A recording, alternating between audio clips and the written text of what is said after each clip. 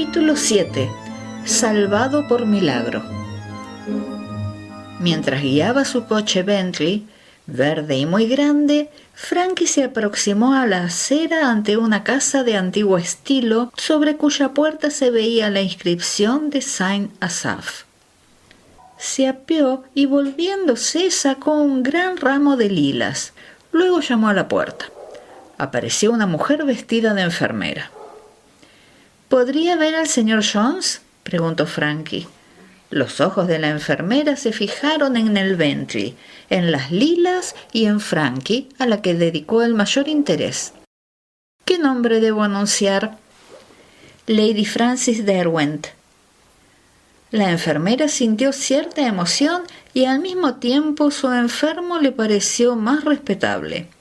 Guió a Frankie escaleras arriba hasta una modesta y muy limpia habitación del primer piso. ¿Tiene usted visita, señor Jones? ¿A que no adivina usted quién es? Una sorpresa agradable. Pronunció estas palabras en el tono alegre que suelen emplear todas las enfermeras. Hola, Bobby. Te he traído las flores de costumbre. Recuerdan un poco al cementerio, pero la elección no era posible. Oh, Lady Frances, dijo la enfermera, son muy bonitas. Voy a ponerlas en agua.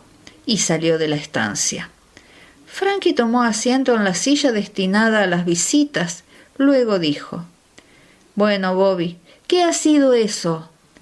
Bien puedes preguntarlo, contestó Bobby. Soy el enfermo más sensacional de la casa. 8 gramos de morfina, ni más ni menos. Van a escribir un artículo acerca de mí en Lancet y en BMJ. ¿Qué es el BMJ?, preguntó Frankie. El British Medical Journal. Bueno, adelante, dime otras iniciales. Pero tú sabes, niña, que medio gramo de morfina es ya una dosis mortal. Por consiguiente, debería haberme muerto 16 veces. Es cierto que se han curado algunos. Sin embargo, 8 es ya una ración más que regular. ¿No te parece? Soy el héroe del lugar. Nunca habían tenido un caso como el mío. Debe de ser muy agradable para ellos. ¿Verdad que sí? Les he dado motivos para que hablen del asunto con los demás enfermos. Entró la enfermera después de haber dispuesto las lilas en varios jarros. ¿No es verdad, enfermera?, preguntó Bobby. ¿No es cierto que no ha tenido usted nunca un caso como el mío? Oh, usted no debería estar aquí, contestó ella, sino en el cementerio, pero aseguran que solo se mueren los buenos muchachos. Y riéndose de aquella broma volvió a salir. Ya ves, dijo Bobby, voy a ser famoso en toda Inglaterra. Y continuó hablando. Cualquier señal de complejo de inferioridad que hubiese dado en su último encuentro con Frankie había desaparecido ya, y sentía un placer firme y egoísta en referir todos los detalles del caso. Bueno, basta, le dijo Frankie. Ya puedes imaginarte que las bombas gástricas no me inspiran una simpatía arrebatadora. Cualquiera que te oyese podría creer que nadie fue envenenado antes que tú. Muy pocos fueron envenenados con 8 gramos de morfina y pudieron contarlo, replicó Bobby. Me molesta ver que la noticia no te ha impresionado debidamente. Supongo que este asunto habrá sido muy desagradable para los envenenadores, observó Frankie. Claro está, han malgastado una cantidad de morfina excesiva. Y estaba en la cerveza, ¿verdad? Sí. Al parecer me encontró alguien dormido, como si estuviese muerto. Trató de despertarme y no lo consiguió. Entonces se alarmaron, me llevaron a una granja y avisaron al médico. Conozco detalladamente el capítulo 2, se apresuró a contestar Frankie.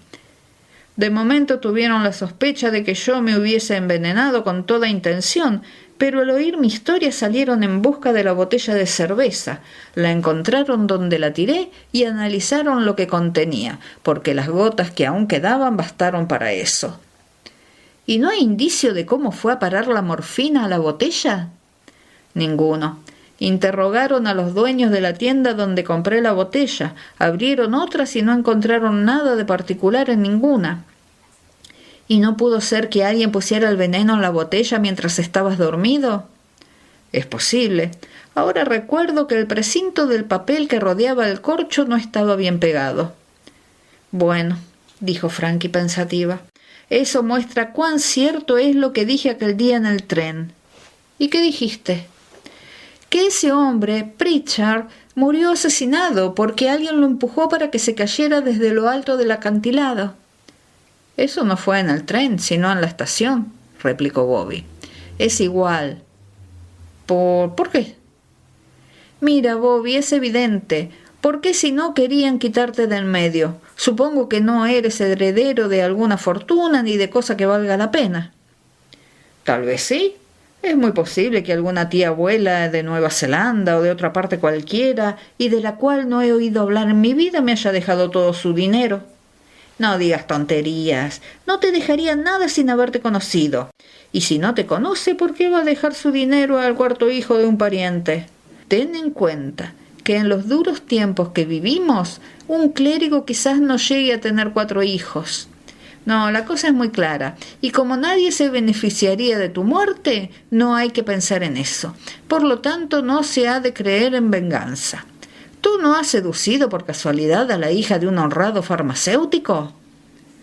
Por lo menos no lo recuerdo, contestó Bobby con la mayor dignidad. Ya lo sé. Cuando se es tan seductor como tú, ya no es posible llevar la cuenta. Pero, en fin, me atrevería a asegurar que nunca has seducido a nadie. Oye, Frankie, vas a lograr que me sonroje. ¿Y por qué precisamente habría de tratarse de la hija de un farmacéutico? Ten en cuenta que su padre dispondría de la cantidad de morfina que pudiera necesitar. Ya sabes cuán difícil es obtener cierta cantidad de ese veneno. Bueno, pues, si eso ha de servir para aclarar el asunto, puedo asegurarte que no he seducido a la hija de ningún farmacéutico. ¿Y no tienes algún enemigo conocido? Bobby meneó negativamente la cabeza. Pues bien, siendo así, debió de ser el mismo individuo que empujó a aquel pobre hombre para que se cayera desde lo alto del acantilado. ¿Y qué opina la policía de todo eso? Pues creen que el autor habría sido un loco. Tonterías. Los locos no van de un lado a otro provistos de esa cantidad de morfina y en busca de botellas de cerveza extraviadas para mezclar el veneno con el líquido. No. Alguien empujó a Pritchard para que se cayera desde lo alto del acantilado. 1 o 2 minutos más tarde llegaste tú y el asesino se figuró que lo habías visto mientras cometía el crimen, y así decidió quitarte del medio. Me parece, Frankie, que esa teoría no se sostiene. ¿Por qué no? En primer lugar, yo no vi nada. Bueno, pero el asesino no lo sabe. Si hubiese visto algo, lo habría declarado en la encuesta. En eso tienes razón, observó Frankie de mala gana. Se quedó pensativo unos momentos y añadió. Quizás él se figuró que habías visto algo sin darle importancia, pero que realmente la tenía. Posiblemente lo que digo no tiene mucha sustancia, pero ya me comprendes. Sí, me doy cuenta de lo que quieres decir, pero de todos modos no me parece probable, contestó Bobby. Tengo la seguridad de que el asunto del acantilado guarda relación con lo que te ha sucedido. Fuiste la primera persona en acudir allí. También estuvo Thomas, le recordó Bobby, y nadie ha tratado de envenenarlo. Quizás se disponen a hacerlo, replicó Frankie muy animosa, o tal vez lo han probado sin conseguirlo. Todo eso me parece muy improbable. Pues yo creo que es muy lógico. Ten en cuenta que en un pantano de aguas quietas como es Marchwold han ocurrido ya 2 cosas extraordinarias. Pero aguarda, aún hay otra.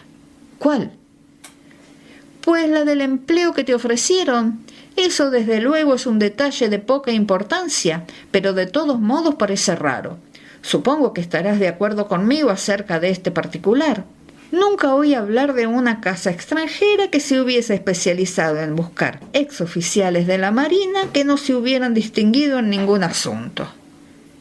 ¿Dices que no se hubieran distinguido? Entonces tu nombre no había aparecido aún en el British Medical Journal. Pero fíjate en lo que digo. ¿Viste algo que no debías ver? O por lo menos así piensan los asesinos, cualesquiera que fuesen. Muy bien. En primer lugar, tratan de librarse de ti ofreciéndote un empleo en el extranjero. Luego, en vista de que eso fracasa, se disponen a quitarte del medio de una vez para siempre. ¿Y no te parece muy violento el medio? Desde luego, el riesgo era muy grande. Ten en cuenta que los asesinos por regla general son gente temeraria, que no repara en esas cosas. Y cuantos más asesinatos cometen, más todavía se ven obligados a cometer. Como por ejemplo en La tercera mancha de sangre, dijo Bobby recordando una de sus novelas favoritas. Sí, y también sucede lo mismo en la vida real. Smith y sus esposas, y Armstrong y otros muchos. Pero vamos a ver, Frankie, ¿qué crees que puedo haber visto? Desde luego ahí está la dificultad, contestó la muchacha. Comprendo que no se trata del empujón que dieron a ese pobre hombre, porque ya lo habrías declarado. Sin duda es algo referente a la víctima. Quizá tenía alguna señal de nacimiento, una particularidad en los dedos u otro defecto físico y raro a un tiempo. Ya veo que estás influida por la lectura de alguna novela del doctor Thorndike. No es posible que sea nada de eso, porque lo que yo hubiese podido ver allí lo vería también la policía. Podrían verlo. Quizás mi indicación sea algo tonta y es posible que en realidad exista algo difícil de ver, ¿no es cierto? Como teoría no está mal, contestó Bobby, y me da mucha importancia, pero de todos modos no creo que sea más que una teoría. Pues yo estoy segura de que tengo razón, dijo Frankie poniéndose en pie. Y ahora me marcho. ¿Quieres que venga mañana? Te lo ruego. La charla de las enfermeras tiene una monotonía capaz de exasperar a cualquiera. Y dime, veo que has vuelto muy pronto de Londres. En cuanto me enteré de lo que te había ocurrido, me apresuré a regresar. Es muy interesante tener a un amigo a quien han envenenado de un modo romántico. Nunca sospeché que la morfina fuese algo romántico, contestó Bobby. Bueno, volveré mañana. ¿Te doy un beso o no? Creo que deberías hacerlo, dijo Bobby para alentarla. En tal caso, cumpliré por completo con mis deberes para con un enfermo. Le dio un ligero beso, añadiendo: hasta mañana. Mientras la joven salía, reapareció la enfermera para servirle el té a Bobby. Con gran frecuencia, dijo, he visto sus retratos en los periódicos. Sin embargo, no se parece mucho. También la he visto guiar su coche, pero nunca la vi a tan corta distancia, ni tampoco la oí hablar. Me gusta porque no es orgullosa ni altanera. Oh, no, dijo Bobby, nunca se me ocurriría acusar de eso a Frankie. Ya se lo dije a la hermana, es una muchacha natural a más no poder, nada entonada, como usted o como yo, añadí. Aunque no estaba de acuerdo con aquella opinión, Bobby no dio ninguna respuesta. La enfermera, desalentada al observar su silencio, abandonó la habitación y Bobby quedó abandonado a sus propios pensamientos. Tomó el té y luego repasó mentalmente las posibilidades de la asombrosa teoría de Frankie, pero terminó decidiéndose de mala gana contra ella y empezó a buscar otras distracciones. Su mirada se fijó en las lilas. Frankie había sido muy amable llevándole aquellas flores. Eran muy bonitas, pero él habría preferido unas novelas policíacas. Miró a la mesa que tenía al lado y vio una novela de Quida y un ejemplar de John Halifax, Gentleman. Y luego el último ejemplar del Marchwood Weekly Time y tomó el John Halifax, Gentleman. Pero 5 minutos después lo dejó.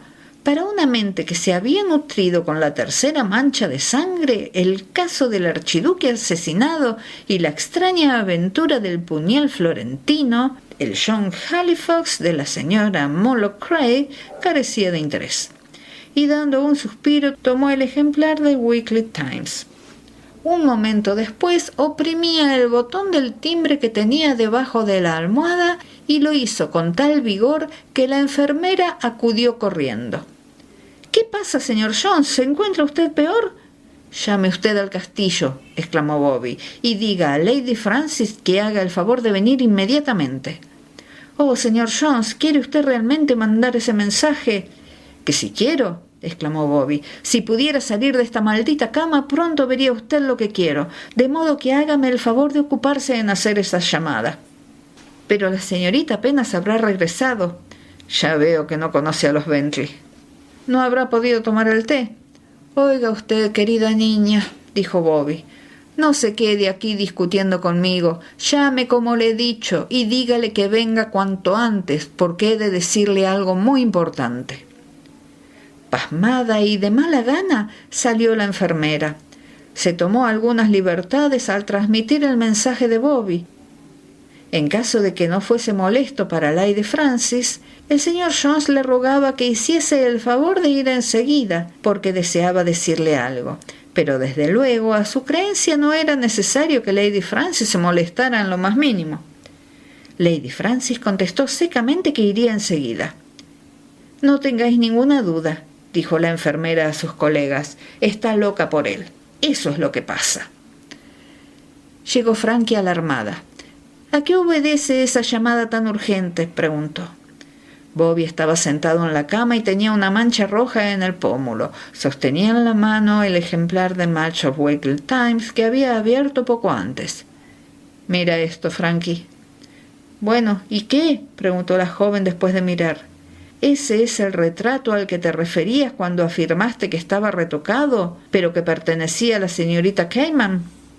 Bobby señalaba con un dedo la confusa reproducción de un retrato debajo del cual se decía lo siguiente: «Retrato que se encontró en uno de los bolsillos del muerto, gracias al cual fue identificado él mismo. El retrato es de la señora Amelia Cayman, hermana de la víctima». «¿Verdad que ese es el retrato?» «Esto es lo que dije y esta es la verdad, y no veo la razón de que te haya impresionado tanto». «Pues bien, ahora voy a decirte algo muy interesante, Frankie», añadió Bobby. «Esta no es la fotografía que yo devolví al bolsillo del muerto». Los dos permanecieron un instante mirándose. «En tal caso», empezó a decir Frankie, «quizás hayan existido dos fotografías, lo cual no es probable, o bien...». Ambos hicieron una pausa. «¿Ese hombre cómo se llama?», preguntó Frankie. «Bassington French», dijo Bobby. Capítulo 8. El enigma de la fotografía. Los dos se miraron, en tanto que trataban de comprender la nueva situación. «No puede haber sido nadie más», dijo, «y fue la única persona que tuvo la oportunidad. A no ser que, según ya hemos supuesto, hubiese dos fotografías. Hemos convenido en que eso no era probable. En caso de haber existido dos fotografías, habrían tratado de identificar a la víctima utilizando las dos y no una sola». «Eso es difícil de comprobar», contestó Frankie. «Podemos preguntar a la policía. Supondremos por el momento que solo había un retrato, el que tú vistes y que guardaste de nuevo en el bolsillo de la víctima. Si estaba allí cuando dejaste al muerto, no estaba. En cambio, cuando llegó la policía, la única persona que pudo quitarlo para poner el otro retrato fue ese Bassington French. ¿Cómo era ese individuo, Bobby?». El joven frunció las cejas haciendo un esfuerzo para recordar. «Un hombre difícil de describir, de voz agradable, desde luego con tipo de caballero. En realidad no me fijé demasiado en él. Dijo que era forastero y que andaba buscando una casa». «También podremos comprobar eso», dijo Frankie. «Wheeler y Owen son los únicos agentes de fincas». De repente se estremeció. «Bobby, ¿no has pensado en eso? Si Pritchard recibió un empujón, Bassington French debió de ser el hombre que se lo dio». «Eso es muy grave», dijo Bobby. «Me dio la impresión de que era un hombre agradable y bien educado. Pero recuerda, Frankie, que no tenemos seguridad de que ese Pritchard recibiera un empujón». «Estoy completamente segura». «He de confesar que nunca has dudado de eso». «No, lo cierto es que siempre me lo imaginé, porque de tal modo el asunto me parecía mucho más interesante. Pero ahora creo que hay algunas pruebas en favor de mi teoría. Si se cometió un asesinato, todo concuerda. Tu inesperada llegada, que altera los planes del asesino, tu descubrimiento del retrato y, como consecuencia, la necesidad de quitarte del medio. Mas en todo eso hay un punto flaco», observó Bobby. «¿Cuál?». Tú fuiste la única persona que vio aquel retrato. Y en cuanto Bassington French se quedó solo con el cadáver, se apresuró a retirar el retrato que nadie más que tú había visto. Pero Bobby continuó moviendo la cabeza. No, eso no me convence. Supongamos por un momento que ese retrato tuviera tal importancia que por su causa alguien sintiera el deseo de librarse de mí o de quitarme de en medio, según dices tú. Es absurdo, pero sin embargo vamos a suponer lo posible. Entonces, y cualquier cosa que hubiera sido preciso hacer, convenía hacerla inmediatamente. El detalle de que yo fuese a Londres y que no viera el Weekly Times u otros periódicos que publicaron el retrato fue una casualidad y nada más, con la que nadie podía contar de antemano. Lo más probable es que yo dijera enseguida: ese no es el retrato que vi. ¿Por qué había de esperar a que se hubiera celebrado la encuesta cuando ya todo lo ocurrido quedaba resuelto satisfactoriamente?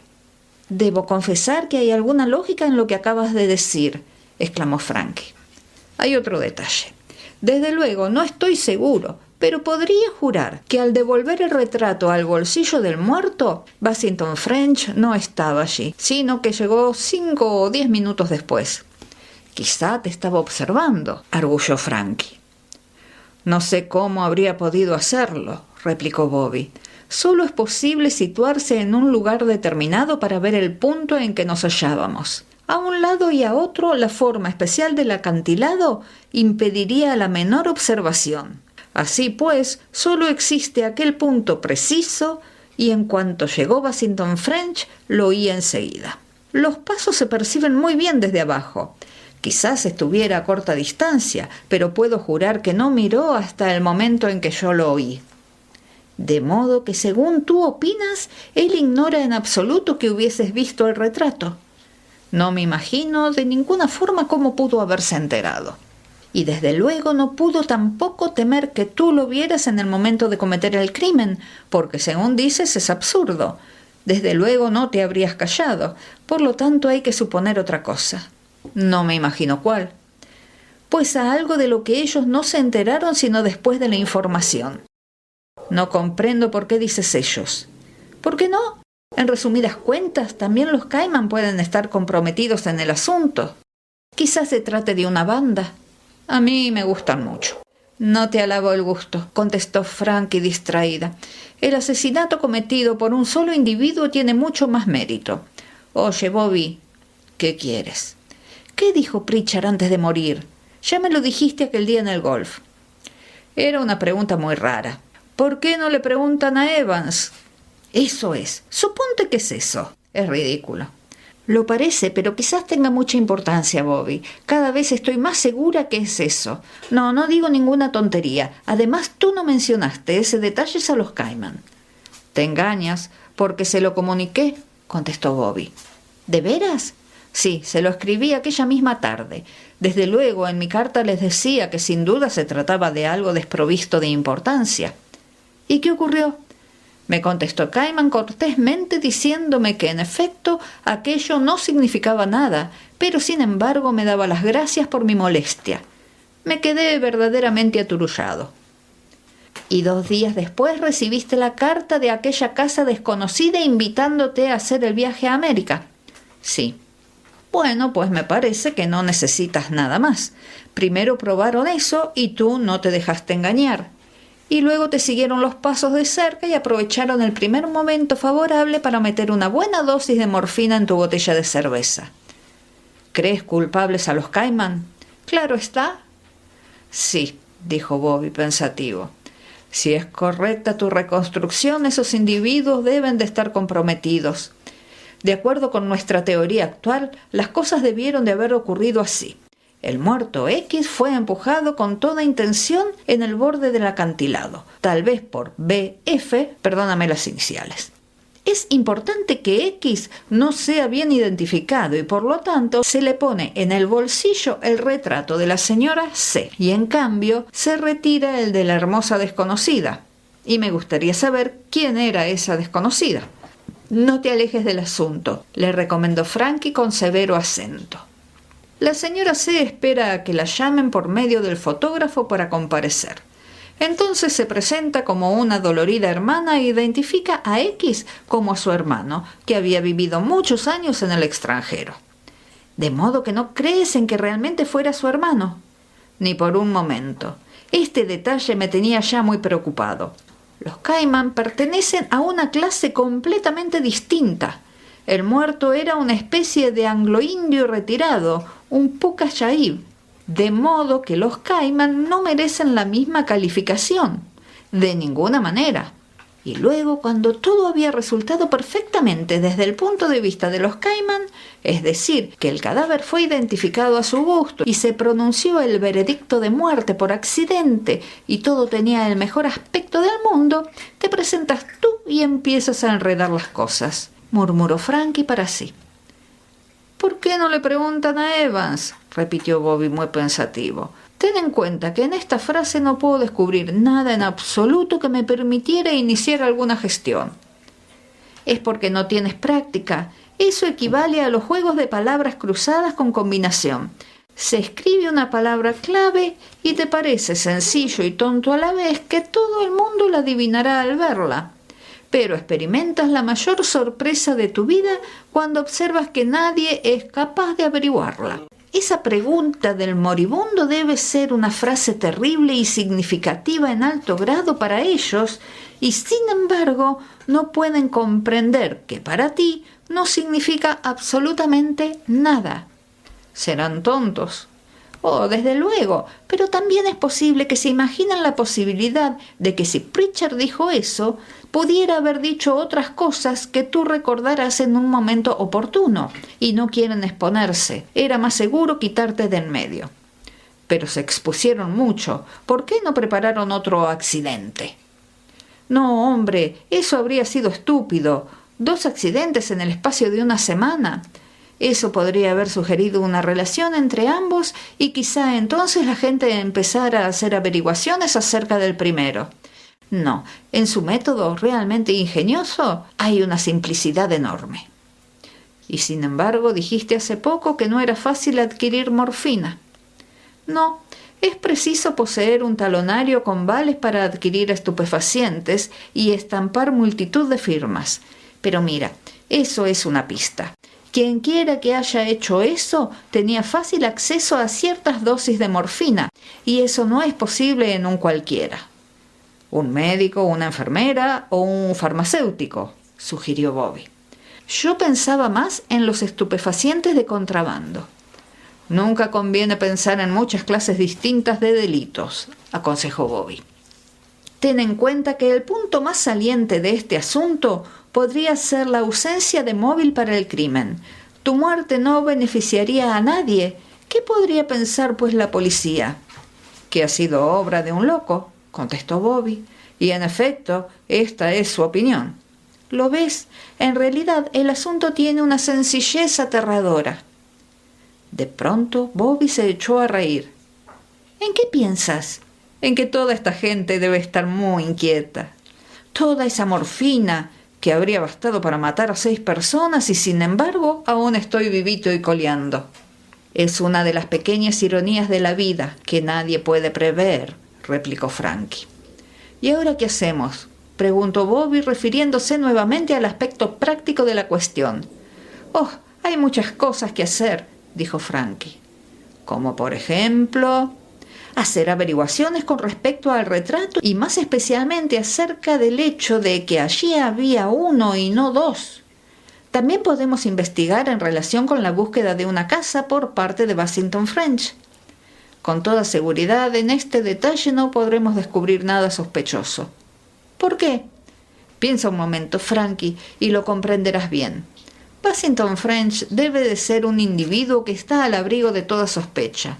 Y no solo no encontraremos nada que lo relacione con el muerto, sino que él tendrá razón plausible de su presencia en aquel lugar. Quizá en aquel momento, impulsado por la necesidad, inventó su explicación de que andaba buscando una casa, pero estoy seguro de que antes o después se dedicó a ello. Es preciso que no exista la idea de que un forastero misterioso hubiera sido visto en la vecindad de aquel lugar en que ocurrió el accidente.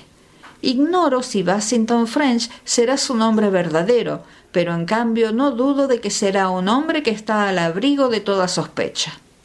«Sí», dijo Frankie después de reflexionar. «Claro que esta deducción es buena. Y tampoco habrá nada que pueda relacionar a Bassington French con Alex Pritchard. Ahora, si supiéramos quién era verdaderamente el muerto, el caso sería muy distinto». Era pues muy importante que el cadáver no fuese reconocido, y aquí es donde interviene el encubrimiento de los Cayman, y sin embargo resultó muy peligroso. Olvidas que la señora Cayman lo identificó tan pronto como fue humanamente posible. Después, y aún en el caso de que se publicaran fotografías de él en los periódicos, y ya sabes cuán borrosos son todos esos retratos, la gente diría: «Es curioso que ese Pritchard, que se lanzó desde lo alto de un acantilado, se parezca tanto al señor X». «En todo eso hay algo más», observó Frankie con agudeza. «X debía ser un hombre que difícilmente sería echado de menos. Quiero decir que no se trataba de un individuo perteneciente a una familia y cuya esposa o cuyos parientes se habrían apresurado a comunicar con urgencia su desaparición a la policía». «Bien observado, Frankie, pero no. Él sin duda había emprendido un viaje al extranjero o quizá regresó a su patria. Estaba muy curtido, como cazador de caza mayor, tal era su aspecto. Y no puede haber tenido ningún pariente próximo que estuviera al corriente de sus idas y venidas». «Estamos haciendo unas deducciones estupendas y supongo que no todas serán equivocadas». «Es probable», dijo Bobby. «Pero creo que hasta ahora todo lo que hemos dicho es únicamente fruto del sentido común, desde luego, dando por supuesta la absoluta improbabilidad del asunto». Frankie lo rechazó con un gesto y dijo: «Ahora lo interesante es saber qué haremos. Me parece que hemos descubierto 3 puntos de ataque». «Adelante, Sherlock Holmes». «El primero eres tú. Han hecho una tentativa contra tu vida y probablemente probarán otra vez. Ahora convendría descubrir un poco su juego, es decir, que te utilizaríamos como cebo». «Muchas gracias, Frankie», dijo Bobby. «La primera vez he tenido mucha suerte, pero quizá no me ocurriese lo mismo en otra ocasión, si utilizasen un medio más contundente. En adelante pienso cuidar mucho de mí mismo. Por lo tanto, esa idea de utilizarme como cebo, olvídala en absoluto». «Ya temía que dijeras eso», contestó Frankie dando un suspiro. «En nuestros días los jóvenes son víctimas de una triste degeneración. Así dice mi padre. No les parece agradable la menor incomodidad, ni tampoco hacer cosas peligrosas o desagradables. Es una lástima». «Sí, una gran lástima», dijo Bobby con triste acento. «¿Y cuál es el segundo plan de campaña?» «Pues a partir de la frase «¿por qué no se lo preguntan a Evans?», contestó Frankie, «es de presumir que el muerto hubiera venido a Inglaterra para ver a Evans, quien quiera que sea. Por lo tanto, si pudiéramos encontrar a ese hombre...» «¿Y cuántos Evans habrá en Marchbold, según tu cuenta?», interrumpió Bobby. «Varios centenares, según creo», confesó Frankie. «Por lo menos quizás pudiéramos lograr algo por ese camino, pero lo dudo. Podríamos hacer una lista de todos los Evans y visitar a los más indicados». «¿Y qué les preguntaríamos?». «Esta es la dificultad», confesó Frankie. «Necesitamos saber algo más», dijo Bobby. «Entonces tu idea podrá ser útil». «¿Y cuál es el número 3? «Ese individuo, Bassington French. Ahí tenemos algo tangible que nos permite empezar a trabajar. El nombre es muy raro. Preguntaré a papá porque conoce todos los apellidos del condado y sus ramificaciones». «Sí», dijo Bobby, «tal vez de este modo pudiéramos hacer algo». «¿Y crees tú que vamos a hacer algo?». «Claro que sí, ¿o te figuras que voy a resignarme a no hacer nada después de que me han dado 8 gramos de morfina?». «Así me gusta», exclamó Frankie. «Además», añadió Bobby, «he de llevar de un modo u otro la indignidad de que me hayan metido una bomba en el estómago». «Basta», dijo Frankie. «Si no te contengo, no tardarás en hablar de un modo indecente». «Ya veo que careces en absoluto de la simpatía femenina», replicó Bobby. Capítulo 9. Acerca del señor Bassington French. Frankie no perdió el tiempo y empezó a trabajar. Aquella misma noche inició un ataque contra su padre. «Vamos a ver, papá», le dijo, «¿sabes algo acerca de los Bassington French?» Lord Marchington, que estaba leyendo un artículo político, no se hizo cargo de la pregunta y contestó una cosa que no tenía nada que ver con el asunto y que se refería, en cambio, a lo que estaba leyendo. Pronunció algunas vagas palabras para censurar las conferencias internacionales que, a su juicio, derrochaban el tiempo y el dinero de cualquier nación. Frankie se abstuvo de interrumpirlo y dejó que su padre recorriera, como si fuese un tren, el trecho de línea recta para detenerse por fin en una estación. Y en cuanto hubo llegado el momento oportuno, repitió: «Los Bassington French». «¿Qué quieres decirme acerca de ellos?», preguntó Lord Marchington. Frankie no sabía una palabra de aquello, pero hizo una afirmación, porque ya sabía bien que a su padre le gustaba contraatacar. «Son una familia oriunda de Yorkshire, ¿verdad?». «No digas tonterías, mujer. Son de Hampshire. Desde luego, hay la rama de Shropshire, y también creo que hay otra irlandesa. ¿Cuáles son tus amigos?». «No estoy segura», contestó Frankie, aceptando aquella insinuación de amistad con una serie de personas desconocidas. «¿Que no estás segura? ¿Qué quieres decir? Es preciso tener seguridad acerca de estas cosas». «Ya sabes que en nuestros días las gentes van de un lado a otro», contestó Frankie. «Sí, es lo único que saben hacer. En mis tiempos le podías preguntar a una persona cualquiera y enseguida te enterabas de quién era, y si por ejemplo te decía que era de Hampshire y que pertenecía naturalmente a la rama de aquella localidad, tenías ya la certeza de que su abuela se había casado con tu primo segundo y establecías un parentesco». «Debía de ser muy agradable». «Demasiado», contestó Frankie. «Pero en la realidad no hay tiempo para hacer investigaciones genealógicas y geográficas». «Es verdad, ahora no tenéis tiempo más que para beberos esos venenosos combinados». Y Lord Marchington dio un inesperado aullido de dolor por haber movido inadvertidamente su pierna gotosa, cuyo estado no había sufrido ninguna mejoría después de beber una temporada el oporto de la familia. «¿Gozan de buena posición?», preguntó Frankie. «¿Los Bassington French? No me atrevería a asegurarlo. Tengo entendido que la rama de Shropshire recibió un golpe muy duro. Luego los derechos de sucesión y una y otra cosa los dejaron muy mal. Uno de los de Hampshire se casó con una heredera, creo americana». «Pero uno de ellos estuvo por aquí hace pocos días», dijo Frankie. «Creo que andaba buscando piso». «Es una estupidez. ¿Para qué querrá una casa por aquí?». Frankie se dijo que, en efecto, esta era la cuestión que le interesaba averiguar. Al día siguiente se dirigió hacia la oficina de los señores Wheeler y Owen, agentes de fincas rústicas y urbanas. El señor Owen, en persona, se puso en pie de un salto para saludar a la joven. Frankie le dirigió una graciosa sonrisa y se dejó caer en un sillón. «¿Qué puedo hacer con el mayor gusto en su obsequio, Lady Francis? Supongo que no querrá usted vender el castillo, jaja». Y el señor Owen se rió de su propio chiste. «Ojalá pudiera», replicó Frankie, «pero no. Creo que un amigo mío estuvo aquí hace pocos días, el señor Bassington French. Andaba buscando una casa». «Oh, sin duda. Recuerdo muy bien el nombre. 2 Fs minúsculas». «Eso es», replicó Frankie. Hizo algunas preguntas acerca de varias pequeñas propiedades con el deseo de comprar, pero como tenía precisión de regresar a la capital al día siguiente, no pudo ver muchas de esas casas. Sin embargo, tengo entendido que no es asunto muy urgente. Desde que se marchó, han aparecido en el mercado 1 o 2 propiedades muy apropiadas para sus fines, y aunque le he enviado los detalles, no he recibido respuesta». «¿Le escribió usted a Londres o a la región campestre en que habita?», preguntó Frankie. «Permítame consultar el dato». Llamó a un empleado y le dijo: «Frank, dame las señas del señor Bassington French». Roger Bassington French, esquina Merry Court, Staveley, Hunt, exclamó el empleado en respuesta al encargo.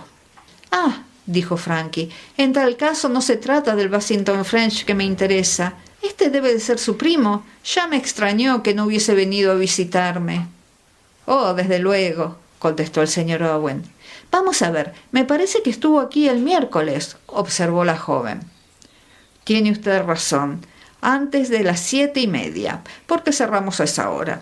Y lo recuerdo muy bien, porque fue el mismo día en que ocurrió el triste accidente. Un hombre se cayó desde lo alto del acantilado, y el señor Bassington French se quedó guardando el cadáver hasta la llegada de la policía. Cuando llegó aquí parecía muy trastornado. Fue una verdadera tragedia y ya es hora de que se haga algo para evitar el peligro de aquella parte del sendero. Puedo asegurarle, Lady Francis, que el ayuntamiento ha sido objeto de graves censuras. Es muy peligroso y no me explico cómo no han ocurrido otros accidentes. Es extraordinario, dijo Frankie. Salió de la oficina muy preocupada. Según profetizaba Bobby, todos los actos del señor Bassington French parecían claros y transparentes. Pertenecía a la rama de Hampshire, dio señales verdaderas y aún mencionó su participación en la tragedia al llegar a la oficina del agente de fincas. ¿Sería posible que en definitiva el señor Bassington French resultara tan inocente como parecía? Sentía Frankie algunas dudas y por fin se resolvió por la culpabilidad. No, se dijo, un hombre que quiere comprar una pequeña propiedad llegaría aquí a una hora más temprana del día o se quedaría hasta el día siguiente, y no iría luego a casa de la gente a las 6:30 de la tarde para marchar a Londres al día siguiente. Además, ¿para qué hacer el viaje? ¿No podía haber hecho la consulta por escrito? Y decidió que Bassington French era culpable. La segunda visita que llevó a cabo la condujo al puesto de policía. El inspector Williams era antiguo conocido suyo y consiguió una vez seguir la pista de una doncella que gracias a unos falsos informes pudo entrar al servicio de Frankie y le robó algunas joyas. Buenas tardes, inspector. Buenas tardes, Lady Francis. Espero que no la trae a usted nada desagradable. Todavía no, pero debo advertirle que en breve me propongo a atracar un banco, porque ando corta de dinero. El inspector se echó a reír ante aquella broma. En realidad, añadió Frankie, he venido a hacerle algunas preguntas impulsada por la curiosidad. ¿De veras, Lady Francis? Vamos a ver, inspector, dígame una cosa. Ese hombre que se cayó desde un acantilado y que según creo se llamaba Pritchard, eso es, Lady Francis. Solamente le encontraron encima un retrato, ¿verdad? Pues alguien me dijo que llevaba 3. Uno solamente, contestó el inspector. Era el retrato de su hermana. Vino aquí e identificó el cadáver. Ya veo que es absurdo suponer que llevaba 3 retratos. La conclusión es fácil, Lady Francis. Esos periodistas no tienen ningún reparo en exagerar y muchas veces publican errores de consideración. Ya lo sé, contestó Frankie. He oído contar las historias más extraordinarias. Hubo una ligera pausa y luego, apelando a su imaginación, añadió. He oído decir también que llevaba los bolsillos llenos de papeles, en virtud de los cuales se pudo comprobar que era un agente bolchevique. Y se cuenta asimismo que llevaba los bolsillos llenos de cocaína, aun cuando otros aseguraban que los llevaba atestados de billetes de banco falsos. Es maravillosa la fantasía de la gente, replicó el inspector. Yo supongo que en realidad en sus bolsillos llevaría cosas más normales y corrientes. Apenas algunas, un pañuelo sin iniciales, unas monedas sueltas, un paquete de cigarrillos y un par de billetes de banco, pero no en una cartera, ni una carta, y no habríamos podido identificarlo a no ser por el retrato. Fue algo providencial. Lo comprendo, dijo Frankie. Se apresuró a cambiar de conversación y añadió. Ayer fui a visitar al señor Jones, el hijo del vicario. Me refiero al que ha sido envenenado. Resultó algo francamente extraordinario. Sí, en efecto, contestó el inspector. Nunca oí nada parecido. Un joven decente y correcto que no tiene enemigos. No hay duda, Lady Francis, de que por aquí hay gente indeseable. Sin embargo, nunca oí hablar de un loco homicida que obrase de ese modo.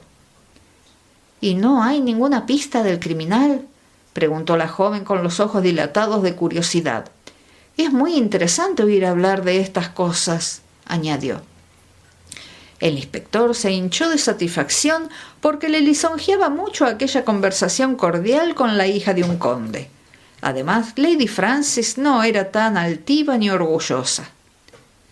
«Se ha visto por ahí un automóvil», dijo el inspector, «un Talbot de color azul oscuro. Un individuo que vive en Locks Corner dio cuenta de haber visto un Talbot de color azul oscuro, número GG 8282, que pasó en dirección a St. Botolph's». Frankie examinó un momento la posibilidad de un obispo que tuviese la manía homicida y que ofreciera sacrificios de hijos de clérigos, pero acabó rechazándola con un suspiro. «Supongo», añadió, «que no sospechará usted del obispo. Nos hemos informado de que el coche del obispo no salió aquella tarde del palacio». «Pues se tratará de un número falso». «En efecto, y estamos siguiendo la pista». Después de proferir algunas exclamaciones de admiración, Frankie se despidió. No hizo ninguna observación, sino que se limitó a pensar para sí. «No hay duda de que en Inglaterra hay muchos Talbot de color azul oscuro». A su llegada a casa, tomó la guía de Marchbold que estaba en el escritorio de la biblioteca y se la llevó a su propia habitación. Trabajó con ella por espacio de varias horas, pero el resultado no fue satisfactorio. En Marchbold había 480 Evans. «¡Malditos sean!», exclamó Frankie, y empezó a formar planes para el futuro. Capítulo 10. Preparativos para un accidente. Una semana después, Bobby habíase reunido con Badger en Londres. Frankie le dirigió varias comunicaciones enigmáticas, muchas de ellas con un carácter de letra ilegible, cuyo significado apenas pudo adivinar.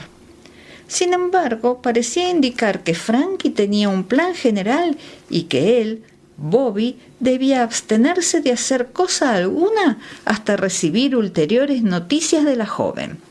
Eso le pareció muy bien, porque Bobby no habría tenido tiempo de hacer cosa alguna, ya que el desdichado Badger había conseguido ponerse él mismo y poner también su negocio en todas las situaciones difíciles que habría podido inventar el ingenio más rico del mundo. Y Bobby estaba ocupadísimo desenredando la extraordinaria madeja en que su amigo se había metido. Mientras tanto, no abandonaba su vigilancia. El efecto de 8 gramos de morfina había de convertir al joven en un ser extremadamente receloso en todo lo que se refería a su comida y su bebida, y así se decidió llevar consigo a Londres un revólver de reglamento que le producía grandes molestias por su peso y por su excesivo volumen. Empezaba a tener la sensación de que todo lo ocurrido no había sido más que una pesadilla cuando el Bentley de Frankie se detuvo ante la puerta del garage. Bobby, cubierto por un mono manchado de grasa, salió a recibirla. Frankie estaba sentada al volante y a su lado se hallaba un joven de aspecto lúgubre. «Hola, Bobby», dijo Frankie. «Te presento a George Arbuthnot. Es médico y tal vez lo necesitemos». Bobby dio un ligero respingo, mientras él y George Arbuthnot se daban ligera cuenta de su mutua presencia. «¿Y estás segura de que necesitaremos un médico?», preguntó. «¿No serás demasiado pesimista?» «No me refiero a eso», dijo Frankie. «Lo necesitaré para un proyecto que tengo. Mira, ¿hay por ahí algún lugar donde podamos sentarnos y hablar?» Bobby miró dudoso a su alrededor. «Bueno, en todo caso podemos ir a mi dormitorio», dijo con gran seguridad. «Magnífico», contestó Frankie. Se apeó y en compañía de George Arbuthnot siguió a Bobby, que por una escalera exterior les condujo a un dormitorio microscópico. «No sé», dijo el joven mirando a su alrededor, «si habrá lugar donde sentarse». No lo había en efecto. La única silla contenía al parecer la ropa de Bobby. «Nos sentaremos en la cama», dijo Frankie. Y lo hizo así. George Arbuthnot imitó su ejemplo y la cama gimió protestando. «Lo tengo ya todo planeado», dijo Frankie. «Para empezar, necesitaremos un automóvil. Servirá uno de los tuyos». «¿Quieres decir que te propones comprar uno de nuestros coches?» «Sí». «Caramba, Frankie, te lo agradezco mucho», dijo Bobby sinceramente conmovido. «Pero no hay necesidad, no quiero engañar a mis amigos». «¿No te das cuenta de lo que deseo?», contestó Frankie. «Te comprendo muy bien, pero ahora no se trata de comprar un saldo. En realidad necesito un coche». «¿Y el Bentley?» «No sirve». «Estás loca», dijo Bobby. «Nada de eso. El Bentley no sirve para lo que me propongo hacer». «Pues, ¿qué te propones?» «Estrellarlo». Bobby dio un gemido y se llevó la mano a la cabeza. «Esta mañana no me encuentro muy bien», dijo. George Arbuthnot habló por vez primera con voz profunda y melancólica. «Quiere decir», observó, «que se dispone a tener un accidente». «¿Y cómo lo sabe?», preguntó Bobby tontamente, mientras Frankie daba un suspiro de exasperación. «De un modo u otro», dijo, «parece que hemos empezado mal. Y ahora escúchame con paciencia, Bobby, y procura enterarte de lo que digo. Sé muy bien que tu cerebro es algo que no vale la pena tener en cuenta, pero por lo menos deberías ser capaz de comprender si te esforzases en concentrar la atención». Hizo una pausa y añadió: «Estoy siguiendo la pista de Bassington French». «Caramba». «Bassington French. Nuestro Bassington French vive en Marrowby Court, en el pueblo de Staveley, en Hampshire. Marrowby Court pertenece al hermano de nuestro Bassington French, y nuestro Bassington French vive allí con su hermano y su esposa». «¿A quién pertenece la esposa?» «Al hermano, desde luego. Pero lo importante no es eso, sino saber cómo tú y yo, o bien los dos, lograremos introducirnos en la casa. He rondado por allí para reconocer el terreno. Staveley es una simple aldea, de modo que si llega un forastero dispuesto a pasar un día siquiera, se entera todo el mundo. Por lo tanto, eso no serviría. Y así he imaginado un plan. Sucederá lo que vas a oír. Lady Frances Derwent, guiando su coche con mayor tenacidad que habilidad, se estrellará en la pared de Marrowby Court. El coche quedará destrozado. Lady Frances saldrá con averías de menor importancia y en el acto será transportada al interior de la casa. Contusiones graves, y por consiguiente no será posible trasladarla a sitio lejano. ¿Quién dirá todo eso? George. Ahora te darás cuenta del papel que ha de desempeñar. No podemos arriesgarnos a que un médico desconocido diga que no tengo nada. O tal vez alguna persona oficiosa podría recoger mi inanimado cuerpo y llevarlo al hospital de la localidad. No, lo que ocurrirá será lo siguiente. George pasará por allí, también en su automóvil, y por lo tanto más valdría que nos vendas otro. Será testigo del accidente, se apeará de un salto y se encargará de todo. Soy médico, fuera todo el mundo. Eso en el momento en que se forme un grupo. Es preciso meterla en la casa. ¿Cómo se llama? ¿Marrowby Court? Bueno, da lo mismo. Debo hacer un examen completo de esta señorita. Me trasladarán a la mejor habitación destinada a los invitados y los Bassington French se conducirán de un modo simpático o se sentirán amargados. Pero en cualquier caso, George les impedirá la menor oposición. Me examinará de pies a cabeza y pronunciará su diagnóstico. Por fortuna, mis lesiones no son tan graves como se había imaginado. No hay ningún hueso roto, pero el peligro está en la conmoción. Bajo ningún pretexto debo ser trasladada a otro lugar durante 2 o 3 días. Luego ya podré emprender el regreso a Londres. Entonces George se marcha y yo quedo encargada de hacerme simpática a todos los individuos de la casa. ¿Y yo qué hago? Tú, nada. Pero oye, ¿olvidas, mi querido niño, que Bassington French te conoce? En cambio, a mí ni me ha visto en la vida. Además, gozo de una situación envidiable porque tengo un título. Eso es utilísimo. No soy una joven extraviada que penetra en una casa quizás con propósitos misteriosos, sino la hija de un conde y por lo tanto una muchacha respetable a más no poder. Y George es un médico verdadero, de modo que tampoco se puede recelar por ese lado. Sí, supongo que todo eso será muy bien planeado, dijo Bobby con expresión de disgusto. Me parece un plan magnífico, replicó Frankie orgullosa. ¿Y yo no hago nada?, preguntó Bobby, que se sentía casi insultado como un perro que de repente ve que le arrebatan un hueso. Aquel era su crimen particular y de golpe y porrazo se veía expulsado del asunto. Claro está que harás algo, por ejemplo, dejarte el bigote. ¿Dejarme el bigote? Sí, hombre. ¿Cuánto tardará en crecer? No sé, tal vez 2 semanas. Dios mío, nunca pude imaginar que fuese una cosa tan larga. ¿No podrías apresurarla un poquito? No, pero tal vez pudiera ponerme uno postizo. Se ve enseguida y además huele a goma o alcohol. Pero aguarda un momento. Creo que hay un sistema de fingir un bigote pegándolo pelo a pelo y así no se advierte la falsificación. Tal vez un peluquero de teatro te lo pudiese proporcionar. Con toda seguridad se imaginará que quiero evitar la persecución de la justicia. Nada importa lo que pueda suponer. Bueno, y cuando tenga el bigote, ¿qué hago? Pues ponerte un uniforme de chofer y llevar el Bentley a Staveley. Ah, ya comprendo, exclamó Bobby muy satisfecho. Mi idea es esta, añadió Frankie. Nadie mira a un chofer con igual atención que a una persona. Además, ese Bassington French solo te vio 1 o 2 minutos y tal vez estaba entonces demasiado preocupado preguntándose si podía cambiar los retratos. Por lo tanto, es muy probable que no se fijara mucho en ti. A sus ojos no eras más que un idiota de esos que pierden el tiempo jugando al golf. No es el mismo caso de los Cayman, que estuvieron sentados frente a ti y hablaron contigo y sin duda te examinaron muy bien. Apostaría cualquier cosa que al verte vestido con un uniforme, en el caso de que no llevases bigote, quizás se dijera que tu rostro le recordaba a alguien, pero nada más. El bigote lo desconcertará por completo. Y ahora, dime qué te parece el plan. Bobby lo examinó atentamente y luego dijo satisfecho al parecer. Hablando con sinceridad, Frankie, creo que está muy bien. En tal caso, dijo la joven, vamos a comprar unas cuantas cosas. Oye, me parece que George te ha roto la cama. No importa, contestó Bobby hospitalario. Nunca se distinguió por sus buenas cualidades.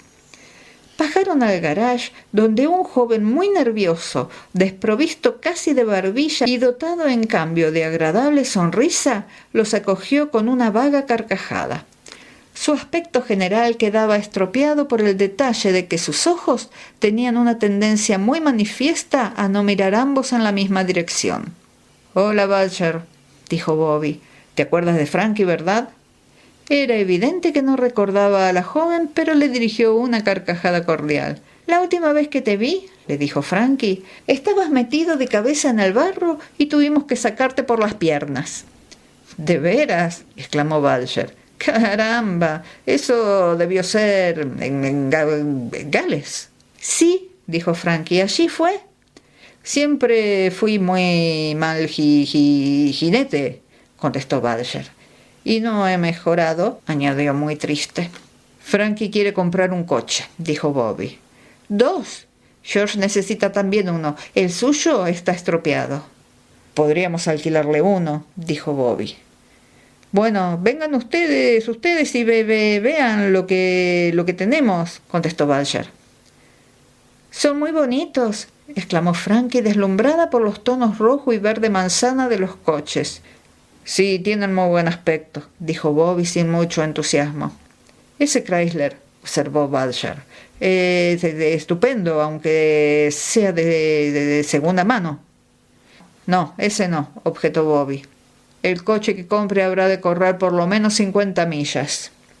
Badger dirigió a su socio una mirada de reprobación. «Ese estándar está ya en las últimas», murmuró Bobby, «pero sin embargo creo que aún será capaz de llevarte hasta allí. El Essex es demasiado bueno para ser objeto. Quizás sea capaz de correr 200 millas antes de descomponerse». «Bueno», dijo Frankie, «me quedaré con el viejo estándar». Badger llamó aparte a su socio y le preguntó acerca del precio, y sugirió 10 libras esterlinas. «Está bien», asintió Frankie interviniendo en la discusión. «Pago al contado». «¿Quién es en realidad?», preguntó Badger, en voz muy audible, pero quiso articular de modo que no se oyera. Bobby se lo dijo al oído. «Esta es la primera vez que una persona de título paga al contado», dijo Badger en tono respetuoso. Bobby le explicó todo lo que proyectaban. «¿Y cuándo se hará todo eso?» «Lo antes posible», contestó Frankie. «Nosotros habíamos proyectado el asunto para mañana por la tarde». «¿Y no podría estar yo allí? Si te parece bien, me pondré una barba», insistió Bobby. «De ninguna manera», contestó Frankie. «Es muy probable que una barba lo estropeara todo, cayéndose en el momento más crítico, pero quizás podría ser un motociclista. La gorra y las gafas te disfrazarán muy bien. ¿Qué te parece, George?» George Arbuthnot habló por segunda vez. «Bueno», dijo, «cuantos más seamos, más nos divertiremos». Y su voz era más melancólica que antes. Capítulo 11. Se produce el accidente. La cita que se dieron las personas que habían de intervenir en el accidente fue fijada para un lugar que se hallaba a 1 milla del pueblo de Staveley, donde el camino que conducía a esa localidad se bifurcaba dirigiéndose a Andover. Llegaron los tres sin novedad, a pesar de que el estándar de Frankie había dado muestras inequívocas de su decrepitud en todas las cuestas. La hora de la cita era la 1 de la tarde. «No deseamos ninguna interrupción mientras convenimos los detalles», dijo Frankie. «Por aquel camino apenas pasa nadie, pero a la hora de almorzar estaremos más seguros todavía». Continuaron por espacio de 1 kilómetro por el camino lateral y luego Frankie señaló el lugar que habían elegido para que ocurriese el accidente. «En mi opinión no puede ser mejor», dijo. «Bajaré esta pendiente y luego, como veis, el camino tuerce rápidamente siguiendo la línea de la pared, que es uno de los límites de Marroway Court. Si podemos poner en marcha el coche y dejarlo correr cuesta abajo, irá a estrellarse contra una pared y no hay duda de que me ocurrirá algo». «Me parece que sí», convino Bobby, «pero uno de nosotros debiera estar vigilando en la esquina para cerciorarse de que no se acerca nadie por el otro lado». «Tienes razón», dijo Frankie. «No hay necesidad de comprometer a nadie más en un lío como este, y menos aún de exponerlo a que resulte lisiado para toda la vida. George llevará su coche abajo y dará la vuelta, como si viniese en dirección opuesta, y en cuanto agite su pañuelo nos dará a entender que todo va bien». «Estás muy pálida, Frankie», dijo Bobby lleno de ansiedad. «¿Te encuentras bien?» «Es que al pintarme he procurado darme un tono pálido», explicó la joven. «Ten en cuenta que mi aspecto ha de ser el de una persona que ha sufrido una conmoción cerebral. No querrá seguramente que me lleven al interior de la casa resumando salud». «Las mujeres sois maravillosas», dijo Bobby. «Os parecéis exactamente a un mico enfermo». «Eres un grosero», contestó Frankie. «Ahora habré de ir a examinar la puerta de Marroway Court. Está a un lado, mas por fortuna no hay ninguna grieta para el portero. En cuanto George agite su pañuelo y yo el mío, pondrás el coche en marcha». «Está bien», dijo Bobby. «Continuaré en el estribo para guiarlo hasta que la velocidad haya aumentado y entonces saltaré». «No te hagas daño», le recomendó Frankie con el mayor interés. «Tendré mucho cuidado en evitarlo porque se complicaría mucho el asunto si se produjese un accidente verdadero al mismo tiempo que el simulado». «Bueno, George, ya puedes salir», dijo Frankie. George inclinó la cabeza, subió el segundo automóvil y bajó despacio por la cuesta. Bobby y Frankie lo observaban atentos. «Tendrás cuidado contigo misma, ¿verdad, Frankie?», preguntó Bobby con voz áspera. «Quiero que te abstengas de cometer ninguna locura». «No tengas miedo, porque obraré con la mayor circunspección.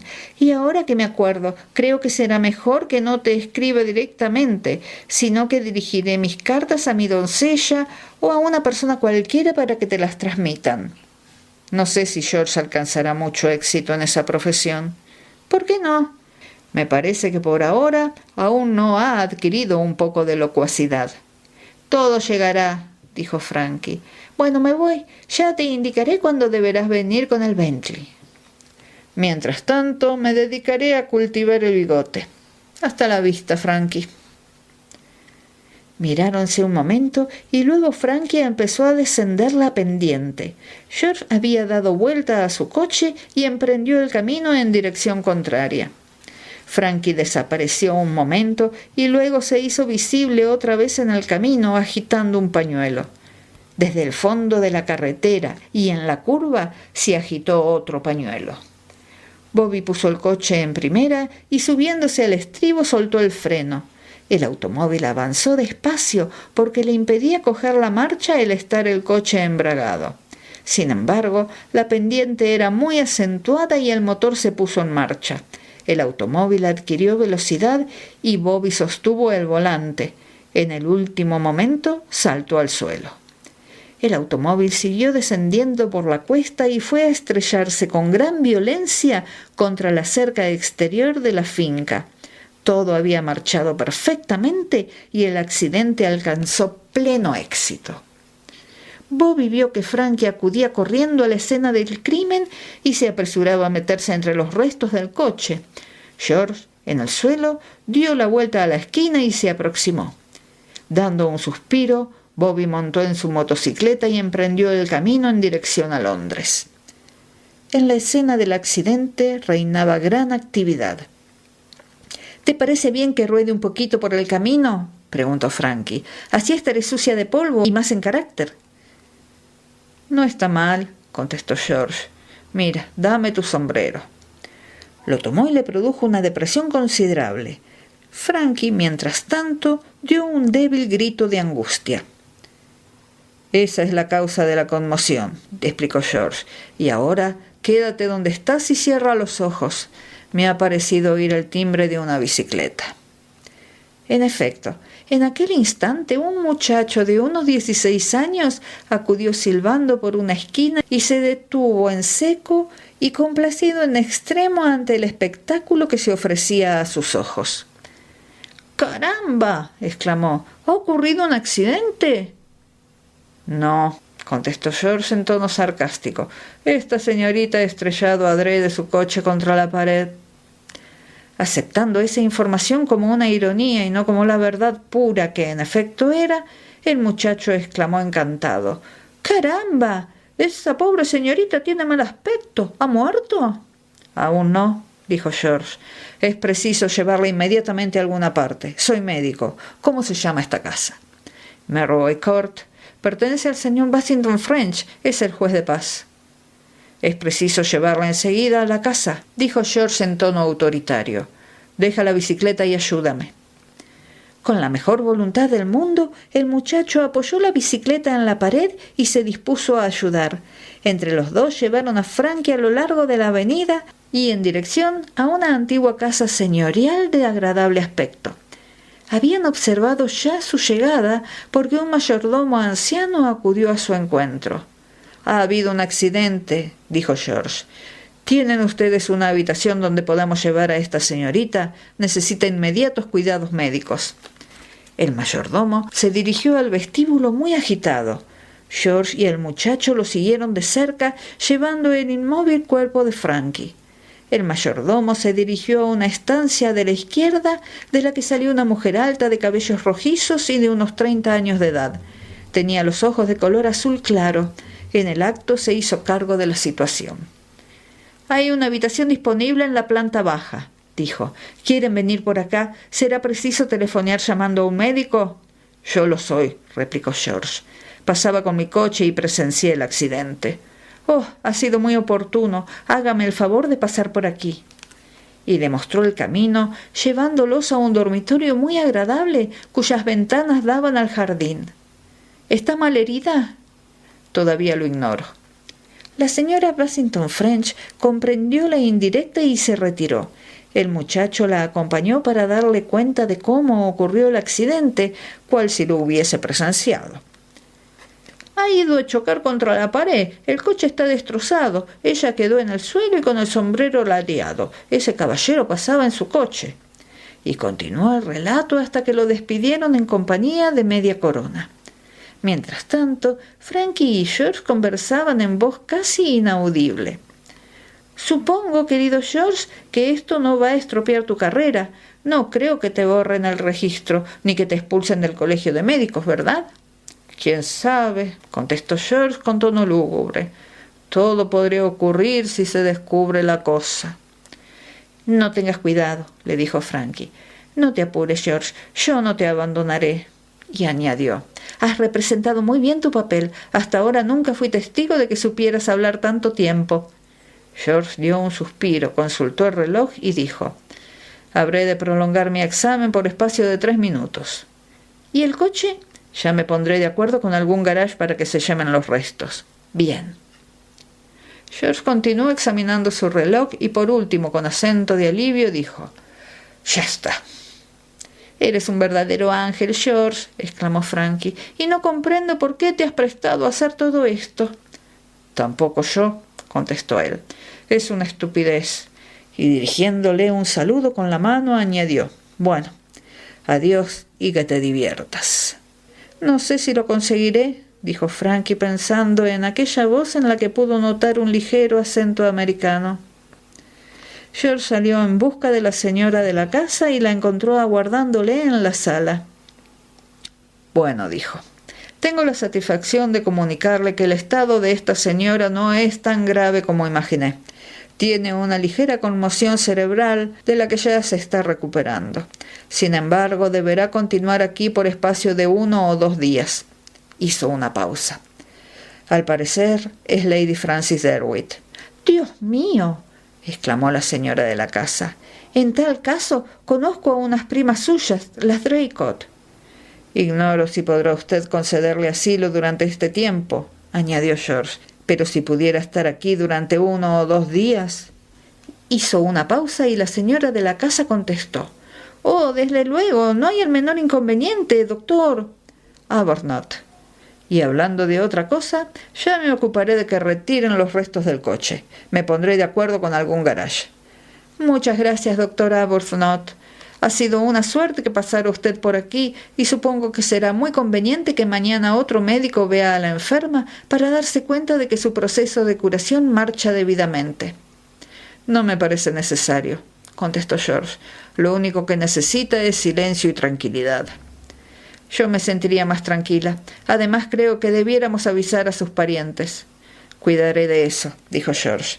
«En cuanto al asunto médico, parece ser que esta señorita es una adepta a la ciencia cristiana y no quiere saber nada con los médicos. Me costó bastante lograr que me permitiese examinarla cuidadosamente». «Oh, Dios mío», exclamó la señora Basington French. «En fin, no tenga usted ningún cuidado porque su estado, por fortuna, no ofrece el menor peligro, se lo aseguro». «Si verdaderamente lo cree usted así, doctor Arbuthnot», dijo la señora de la casa indecisa. «Sí, estoy seguro», contestó George. «Y ahora permítame que me retire. Caramba, he dejado en el dormitorio uno de mis instrumentos». Se dirigió rápidamente a la estancia y se acercó a la cama. «Frankie», le dijo con voz baja y rápida, «eres una adepta a la ciencia cristiana. No lo olvides». «¿Por qué?» «No he tenido más remedio. Me vi en un apuro». «Bueno», dijo Frankie, «no lo olvidaré». Capítulo 12. En el campo enemigo.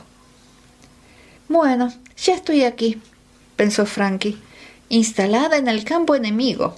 Y ahora a trabajar». Oyó una ligera llamada a la puerta y entró la señora Basington French. Frankie se incorporó ligeramente sobre las almohadas. «No sabe usted cuánto lamento causarles tantas molestias», dijo con voz débil. «Ninguna en absoluto», contestó la dueña de casa. Frankie oyó de nuevo aquella voz fresca, atractiva, con ligero acento americano, y recordó que Lord Marshington había dicho que uno de los Basington French de Hampshire se había casado con una heredera americana. «El doctor Arbuthnot dice que estará usted perfectamente repuesta dentro de 1 o 2 días, si permanece en la cama». Frankie comprendió que debería decir algo acerca de error o de mente mortal, pero temió cometer alguna equivocación. «Me ha dado la impresión», dijo, «de que es un hombre bondadoso e inteligente». «Me ha parecido muy entendido», contestó la señora Basington French. «Y fue realmente una fortuna que pasara por aquí en el momento en que sufrió usted el accidente». «Es verdad, pero sin embargo yo no lo necesitaba para nada. Conviene que se abstenga de hablar, añadió la dueña de casa. Enviaré a mi doncella con algunas cosas para su uso y luego deberá usted acostarse. Es usted muy bondadosa. Nada en absoluto. Frankie sintió ciertos remordimientos al notar que se retiraba aquella señora. Es una buena mujer, se dijo, y no recela nada en absoluto. Por primera vez se dijo que estaba desempeñando un papel muy poco airoso. Estuvo tan preocupada por la visión de un Bassington French asesino que empujaba a su víctima para hacerla caer en un precipicio que los personajes de segunda categoría del drama no llegaron a preocuparla en lo más mínimo. Bueno, se dijo al fin, ahora ya estoy en esto y he de desempeñar bien mi papel, pero quisiera que esta mujer no fuese tan amable y simpática. Pasó una tarde y una noche muy aburridas, tendida en su habitación y a media luz. La señora Bassington French fue a visitarla 1 o 2 veces para darse cuenta de su estado, pero se marchó enseguida. Al día siguiente, Frankie solicitó que se abriesen bien los postigos de las ventanas y manifestó el deseo de tener compañía, de modo que la dueña de casa fue a pasar un rato con ella. Descubrieron algunas relaciones y amigos comunes y al terminar el día, Frankie, muy avergonzada, se dio cuenta de que se habían hecho excelentes amigas. La señora Bassington French habló varias veces de su marido y de su hijo Tommy. Parecía una mujer sencilla y profundamente devota de su hogar. Mas por una u otra razón, Frankie creyó comprender que no era completamente feliz. En sus ojos a veces aparecía una expresión de ansiedad que no dejaba traslucir que su mente gozara de paz. Al tercer día, Frankie se levantó y fue presentada al dueño de la casa. Era un hombre corpulento, de mandíbula poderosa y aspecto bondadoso y distraído a la vez. Parecía pasar una gran parte del día encerrado en su estudio. Sin embargo, Frankie tuvo la impresión de que quería mucho a su mujer, aunque se interesaba muy poco por cuanto a ella pudiese gustarle. Tommy, el niño, tenía 7 años y era robusto y travieso, y era evidente que Sylvia Bassington French lo adoraba. «Aquí se está muy bien», dijo Frankie dando un suspiro. Estaba tendida en un sillón instalada en el jardín. «No sé si se debe al golpe de la cabeza o a qué. Lo cierto es que no tengo ganas de moverme. Me gustaría estar aquí tendida días y más días». «Pues no se mueva», le dijo Sylvia Bassington French con su acento apacible. «Se lo digo en serio, no tenga ninguna prisa en volver a la capital. Hágase cargo de que para mí constituye un placer tenerla aquí. Es usted muy agradable y simpática. No sabe cuánto me alegra su presencia». «Resulta, pues, que necesita a alguien que la distraiga», pensó Frankie, aun cuando se avergonzaba de sí misma. «Me parece que nos hemos convertido en 2 buenas amigas», añadió la dueña de casa. Frankie se avergonzó aún más. Estaba haciendo algo indigno, muy indigno. Era preciso acabar de una vez y volver cuanto antes a la capital. Sylvia añadió bondadosa: «Aquí no se aburrirá usted demasiado. Mañana regresa mi cuñado. Estoy segura de que le gustará, porque Roger es simpático a todo el mundo». «¿Vive con ustedes?» «Oh, va y viene. Es un hombre muy inquieto. Él se califica como el inútil de la familia y en cierto modo quizás tenga razón. Nunca se dedica largo tiempo a un trabajo u ocupación cualquiera, aun cuando, hablando sinceramente, no creo que haya trabajado nunca en su vida. Pero hay personas así, especialmente en las familias antiguas, y suelen ser extremadamente simpáticas, como le ocurre a Roger. Por mi parte, no sé qué habría sido de mí sin él la primavera pasada, cuando Tommy estaba enfermo». «¿Qué le pasó a Tommy?» «Pues que se cayó del columpio y recibió una grave contusión. Tal vez el aparato estaba suspendido de una rama podrida que se dio. Roger se impresionó muchísimo porque él estaba dando impulso al niño en aquel momento. Al principio creímos que el pobrecito Tommy se había lastimado la columna vertebral, mas por fortuna solo recibió una contusión leve y ahora está completamente restablecido». «Así parece», dijo Frankie sonriendo, porque en aquel momento pudo oír los gritos de alegría del niño a lo lejos. «Sí, está muy bien, y no sabe usted cuán feliz me hace eso. Ha tenido mala suerte en los accidentes infantiles. El invierno pasado estuvo a punto de ahogarse. ¿De veras?, preguntó Frankie preocupada. Ya no pensaba siquiera en regresar a la capital. También había disminuido su sentimiento de que no obraba correctamente. Accidentes. ¿Sería posible que Roger Bacington French se hubiese especializado en los accidentes? Y hablando en alta voz dijo: en el supuesto de que me habla usted con franqueza, me gustaría mucho permanecer algún tiempo más aquí, pero ¿cree que mi presencia no será molesta para su marido? A Henry, repuso la señora Bacington French, frunciendo los labios de un modo raro. No, a Henry no le importará. En realidad ahora no le importa nada. Frankie la miró con curiosidad. Si me conociese mejor, ahora me diría algo, pensó. Me parece que en esta casa ocurren cosas muy raras.